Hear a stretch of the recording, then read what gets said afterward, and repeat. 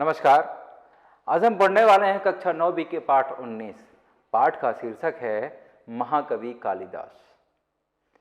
यानी कि आज इस पाठ में हम चर्चा करेंगे, यानी कि इस पाठ में हमें जानने को मिलेगा एक महान कवि, संस्कृत के महान विद्वान कालिदास के बारे में। कालिदास को हम जानते हैं संस्कृत भाषा के एक महान कवि थे कालिदास।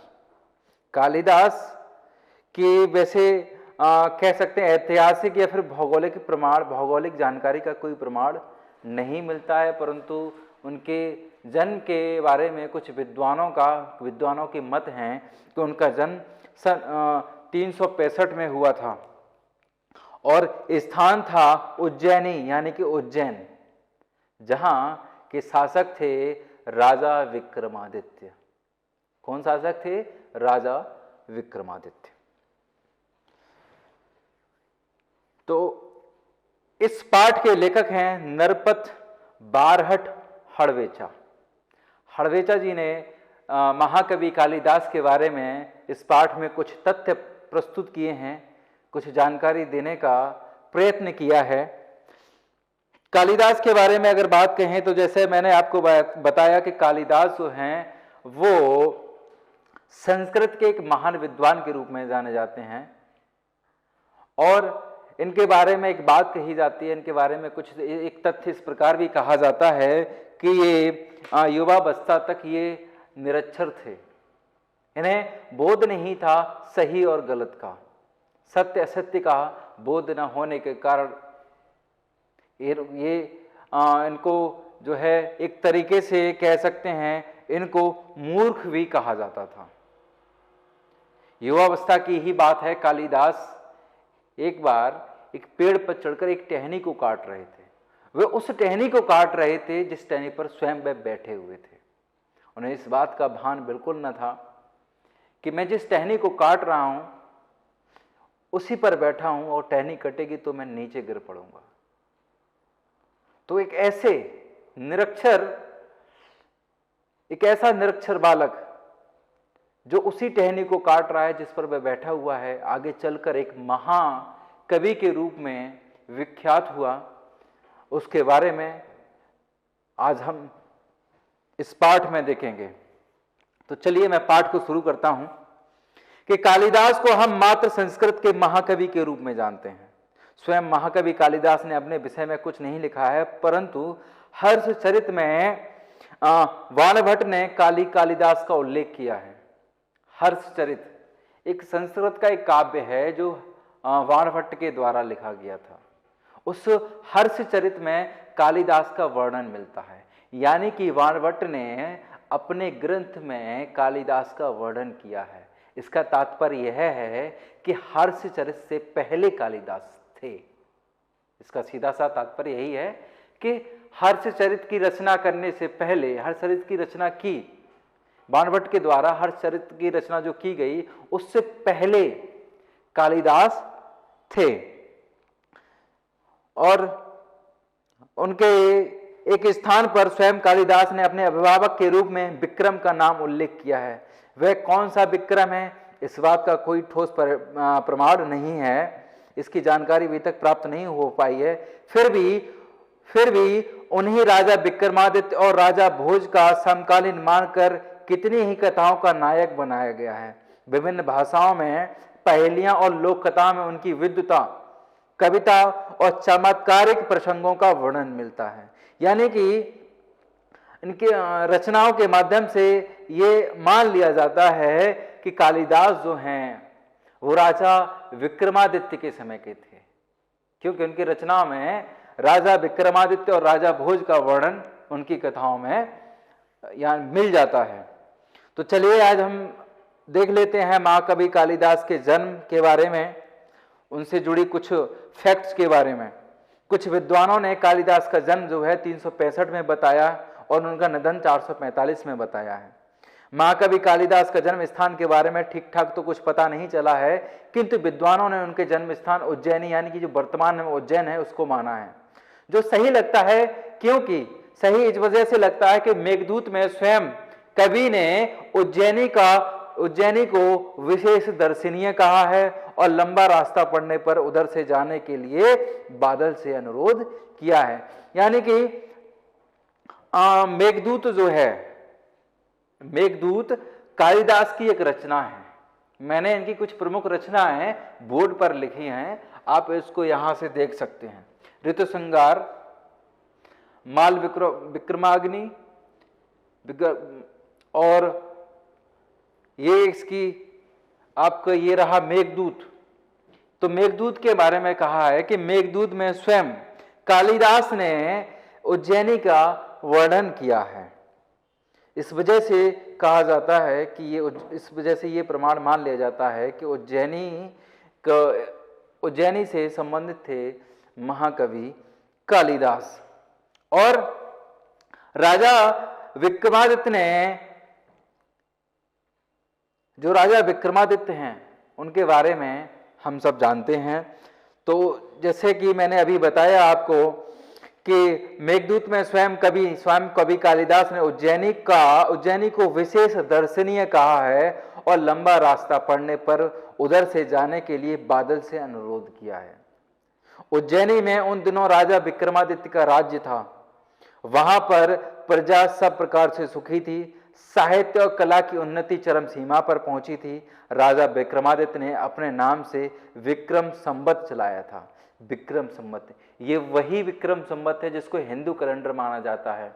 हिंदू कैलेंडर की शुरुआत जो है वो राजा विक्रमादित्य ने ही की थी। और उस समय में कहा जाता है कि साहित्य जो है और कला उन्नति, साहित्य और कला की उन्नति चरम सीमा पर पहुंची थी। और राजा विक्रमादित्य ने समय समय पर सोने के सिक्के भी चलवाए थे, उसका प्रमाण भी मिलता है। उनसे उनके राज्यकाल का ठीक ठीक पता भी चलता है। विक्रमादित्य के शासनकाल में जितना वैभव देश में था, जितनी साहित्य और कला की उन्नति हुई, उतनी कभी नहीं हुई थी। राजा विक्रमादित्य के समय में सब कुछ सुख शांति से, सब कुछ हर जगह सुख शांति थी, धन दौलत ऐश्वर्य सब कुछ राजा विक्रमादित्य के समय में था। और विशेष ये कहा जाता है कि साहित्य और कला की उन्नति राजा विक्रमादित्य के समय में ही हुई थी। और ये कहा जाता है कि राजा विक्रमादित्य जो हैं उन्हें खुद विशेष प्रकार से उन्हें साहित्य और कला में रुचि थी। एक से बढ़कर एक कवि, साहित्यकार और वैज्ञानिक इस युग में उत्पन्न हुए। इस युग में एक से एक बढ़कर कवि, साहित्यकार और वैज्ञानिकों ने जन्म लिया। राजा विक्रमादित्य स्वयं साहित्य और संगीत के अच्छे जानकार थे। संस्कृत भाषा की उन्नति भी इसी काल में ही अधिक हुई। यानी कि संस्कृत भाषा को जो विकास हुआ है वो राजा विक्रमादित्य के शासन काल में ही हुआ है। अपने पूर्व जन्म में बुद्धू माने जाने वाले कालिदास विक्रमादित्य के दरबारी कवियों में से श्रेष्ठ थे।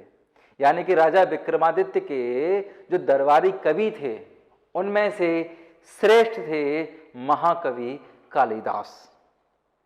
कालिदास के अतिरिक्त 8 और कवि भी दरबार में रहते थे जो नवरत्न कहलाते थे। यानी कि राजा विक्रमादित्य के दरबार में 9 महाकवि थे जिन्हें नवरत्न के रूप में जाना जाता था। कालिदास के विषय में कहा जाता है कि वे युवावस्था तक निरक्षर थे। जिस डाल पर बैठते उसी को ही काटने लगते थे। निरक्षर होने पर भी वे इतने विद्वान यानी कि बुद्धिमान और महाकवि किस तरह बन गए, इसकी भी एक बड़ी विचित्र और रोचक कहानी है। इनका विद्वान होने तक का जो सफर था वो आज हम यहाँ देखने वाले हैं कि किस प्रकार एक बुद्धिहीन मंदबुद्धि बालक एक विद्वान हुआ या महाकवि हुआ, जिसे संस्कृत भाषा का महाकवि कहा जाता है। तो बात उस समय की है। उन दिनों शारदानंद नाम के एक राजा थे। उनकी एक गुणवती और विद्वान पुत्री थी जिसका नाम था विद्योत्मा। काफी गुणवान थी, काफी रूपवान थी, यानी बहुत ही रूपवान और बहुत ही गुणवान। वह यानी विद्योत्मा जो है वे बहुत ही सुंदर और रूपवती थी। उसके गुण, रूप और ज्ञान की प्रशंसा दूर दूर तक देशों में फैली हुई थी। विद्योत्मा को अपने रूप, गुण और ज्ञान का बहुत घमंड था। अपने विवाह के संबंध में उसने एक घोषणा कर रखी थी कि जो उसे शास्त्रार्थ में हरा देगा उसके साथ वे विवाह करेगी। यानी शास्त्रों का, जिन लोगों का शास्त्रों का ज्ञान होता है वो शास्त्रार्थ करते हैं। शास्त्रार्थ करने से अभिप्राय है दो लोगों को, वे दो लोग जिन्हें शास्त्रों का ज्ञान है, आपस में उनका वाद विवाद होना। तो जो राजा थे शारदानंद, उनकी जो पुत्री थी जिसका नाम था विद्योत्मा, उसको घमंड था अपने रूप पर, अपने ज्ञान पर। उसने ये घोषणा की थी कि जो भी मुझे शास्त्रार्थ में हरा देगा उससे वह विवाह करेगी, उससे वह विवाह करेगी। उसकी इस घोषणा की जानकारी जैसे तैसे आसपास के, आस पड़ोस के देशों को पहुंचती गई। वहां के, यानी कि ये जो विद्योत्मा ने जो घोषणा की थी कि जो मुझे शास्त्रार्थ में हरा देगा उसी से मैं विवाह करूंगी, जहां जहां तक ये बात पहुंची, जहां जहां तक ये खबर पहुंची, वहां से विद्वान लोग उस शादी का प्रस्ताव लेकर राजा शारदानंद के दरबार में पहुंचे तथा पंडित विद्योत्मा से शास्त्रार्थ करने के लिए आने लगे। बहुत बड़े विद्वान और पंडित भी विद्योत्मा से शास्त्रार्थ करने के लिए आने लगे, लेकिन विद्वान या पंडितों को बड़ी गिलानी का अनुभव हो रहा था और वे इसका बदला लेने का उपाय सोचने लगे थे। यानी कि बहुत बड़े बड़े विद्वान आए, बहुत बड़े बड़े पंडितों ने विद्योत्मा से शास्त्रार्थ किया, लेकिन विद्योत्मा के आगे कोई न टिक सका। विद्योत्मा के आगे न टिकने के कारण विद्वान और पंडित अपने आप में शर्म महसूस कर रहे थे, यानी कि गिलानी का अनुभव उन्हें हो रहा था और वे इसका बदला लेने का उपाय सोचने लगे। रानी विद्योत्मा से बदला लेने का उपाय उन पंडितों ने, उन विद्वानों ने सोचा और हम आगे देखेंगे कि उन पंडितों ने और उन विद्वानों ने किस प्रकार रानी विद्योत्मा से बदला लिया। विद्वानों और पंडितों ने मिलकर तय किया कि विद्योत्मा का विवाह किसी मूर्ख से करवा दिया जाए तो इसका घमंड टूट जाएगा और वे अपने अपमान का बदला भी ले सकेंगे। अतः अब वे एक ऐसे मूर्ख की तलाश में रहने लगे जिससे विद्योत्मा का विवाह कराया जाए। संयोग से उन्हें एक दिन ऐसा मूर्ख युवक मिल गया। वह पेड़ की जिस डाल पर बैठा था उसी डाल को वह काट रहा था। ऐसे मूर्ख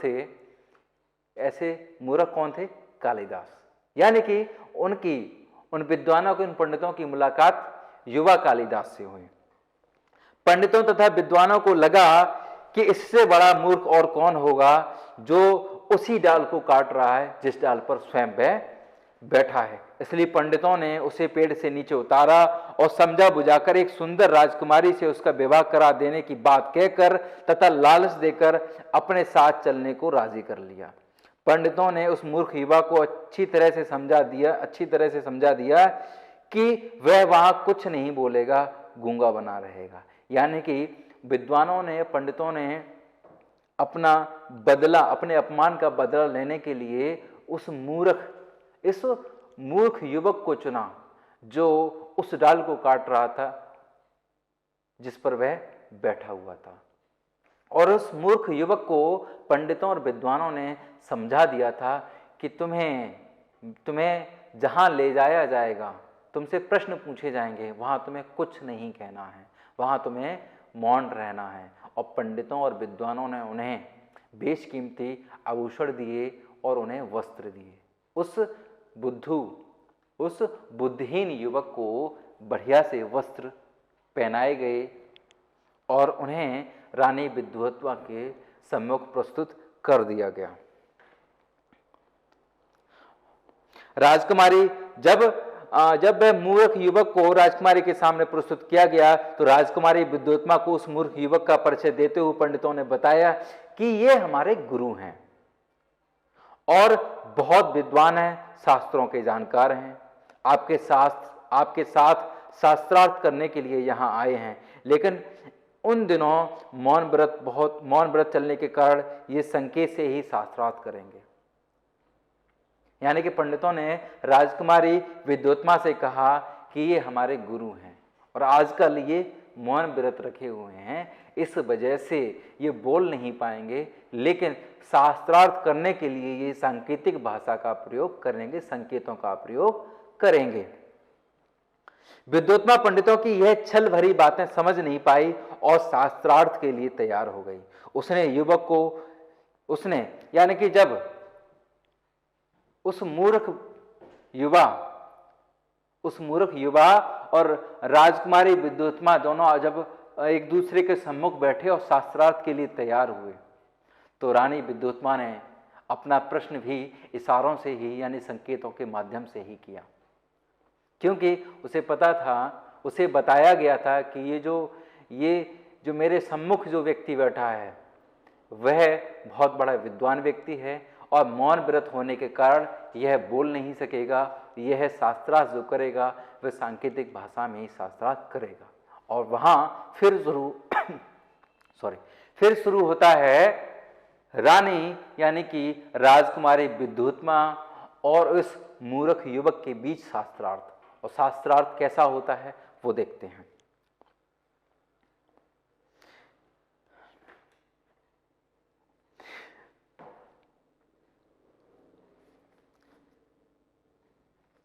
तो शास्त्रार्थ जो है, शास्त्रार्थ शुरू हुआ तो रानी यानी कि जो राजकुमारी है, राजकुमारी विद्योत्मा ने युवक की ओर एक उंगली दिखाई जिसका भाव था कि ईश्वर एक है। यानी कि राजकुमारी विद्योत्मा ने उस मूर्ख युवक के सामने एक उंगली दिखाई जिसका भाव था, जिसका अर्थ था ईश्वर एक है। उस मूर्ख युवक ने समझा कि यह मेरी आंख फोड़ देना चाहती है। उसने दो उंगलियां दिखाते हुए उसकी दोनों आंख फोड़ डालने का संकेत किया। पंडितों ने इस संकेत का अर्थ विद्योत्मा को समझाते हुए कहा कि आपके प्रश्न के उत्तर में हमारे गुरुजी कहना चाहते हैं कि ईश्वर एक नहीं है, बल्कि ईश्वर और जीव दो हैं। यानी ईश्वर का अस्तित्व जीव से है और जीव का अस्तित्व ईश्वर से है। इस वजह से उन्होंने कहा कि ईश्वर एक नहीं है, ईश्वर और जीव दो हैं। जिसका वो मूर्ख व्यक्ति का दो उंगली दिखाने का अभिप्राय ये था कि वह विद्योत्मा की दोनों आंखें फोड़ देगा। लेकिन विद्वानों ने, पंडितों ने उसका अर्थ राजकुमारी विद्योत्मा को कुछ अलग ही बताया। इस बार राजकुमारी विद्योत्मा ने 5 उंगलियां दिखाकर 5 तत्वों का संकेत किया। 5 तत्व।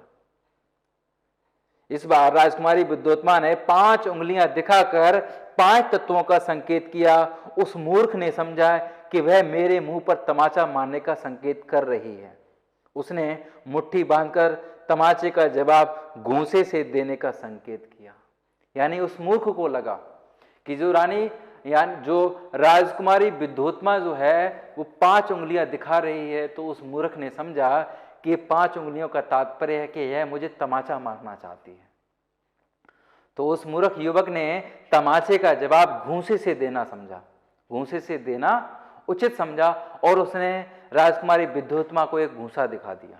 यानी कि उस मूर्ख युवक के मन में या उस मूर्ख युवक का अभिप्राय था कि वह उसे घूंसा मार देगा। पंडितों ने इस बार भी विद्योत्मा को इस संकेत का अर्थ बताते हुए कहा कि आपने 5 उंगलियों से 5 तत्वों का संकेत किया था, लेकिन हमारे गुरुजी का कहना है कि 5 तत्वों के मिलने से ही सृष्टि का निर्माण होता है, अलग अलग रहने में नहीं। यानी पंडितों ने उस मूर्ख युवक के घूंसा दिखाने का तात्पर्य बताया कि महारानी और राजकुमारी विद्योत्मा जी कि आपने 5 तत्वों का संकेत दिया 5 उंगलियों को दिखाकर, और हमारे गुरुजी कहना चाहते हैं कि 5 तत्व अलग अलग रहने से नहीं, 5 तत्व हैं उनके अलग अलग रहने से सृष्टि का निर्माण नहीं होता, अपितु 5 तत्वों के मिलने से सृष्टि का निर्माण होता है। और जो सृष्टि का निर्माण होता है ये बन जाता है घूंसा उस मूर्ख युवक की नजर में। यानी कि पंडितों ने विद्वानों ने अपने छल से शास्त्रार्थ में राजकुमारी विद्योत्मा को हरा दिया। यानी कि अब राजकुमारी विद्योत्मा उस मूर्ख युवक के अनजाने में उस मूर्ख युवक से शादी के लिए तैयार हो गई और उनकी शादी भी हो जाती है। इस तरह उपरोक्त शास्त्रार्थ में विद्योत्मा ने उस मूर्ख युवक से अपनी हार मान ली और दोनों का विवाह बड़े धूमधाम से पंडितों ने करवाया। अब यहां तक शास्त्रार्थ हुए, उस मूर्ख युवक और राजकुमारी विद्योत्मा के मध्य शास्त्रार्थ हुए और उसमें इन दोनों के शास्त्रार्थ के मध्य में छल कपट करने वाले थे वो पंडित, वे विद्वान जो राजकुमारी विद्योत्मा के बीच हुए शास्त्रार्थ में उनसे हार गए थे। उसी अपमान का बदला लेने के लिए इस मूर्ख को राजकुमारी विद्योत्मा के सम्मुख प्रस्तुत किया गया था और छल कपट से उसके प्रश्नों का उत्तर भी भली बात यानी सही सलामत दे दिया गया। फिर आगे चल के राजकुमारी विद्योत्मा और उस मूर्ख युवक की दोनों की शादी हो जाती है। यहां तक हमने देखा कि राजकुमारी विद्योत्मा और उस मूर्ख युवक दोनों की शादी बड़े धूमधाम से पंडितों ने करवाई। आगे की वीडियो में लेक्चर में देखेंगे कि शादी के बाद क्या होता है और जिस मूर्ख युवक से राजकुमारी विद्योत्मा की शादी हुई वह स्वयं महाकवि कालिदास थे। अब ये इस एक मूर्ख युवक का महाकवि के रूप में जाने तक का जो सफर था वो हम आगे के वीडियो के लेक्चर में पढ़ेंगे। तब तक के लिए धन्यवाद।